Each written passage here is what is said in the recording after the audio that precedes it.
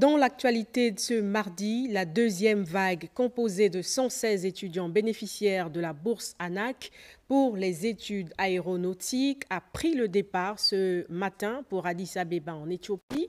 À l'aéroport international Léomba, l'Agence nationale de l'aviation civile et l'Agence nationale des bourses du Gabon, les promoteurs de ce programme spécial de formation ont tenu à organiser une cérémonie d'au revoir sur place parmi les étudiants, nos reporters Jerry Mbougou Bivigou et Gérard Magnagna.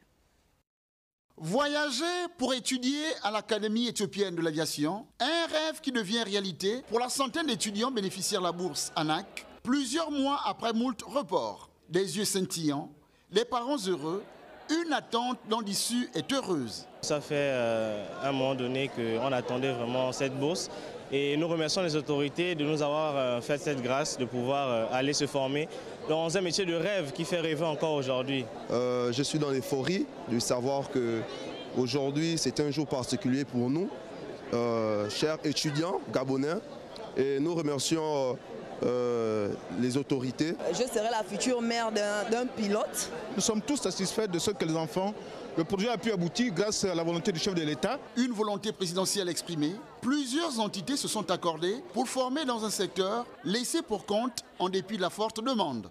Aujourd'hui, nous sommes dans la troisième vague. Il s'agit de 116 Gabonais, jeunes Gabonais.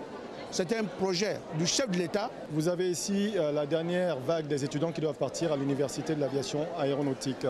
Elle est constituée de 116 étudiants, donc dans différentes filières, que ce soit les contrôleurs de la circulation aérienne, les pilotes, les techniciens de maintenance aéronefs et les ingénieurs aéronautiques. Ils auront un intervalle de 5 ans pour terminer les formations pour ce qui concerne les ingénieurs et en deçà pour ce qui concerne les autres formations. Avec cette vague d'étudiants, ils seront plus de 300 qui se frottent au meilleur pour faire du ciel gabonais le plus bel endroit de la Terre.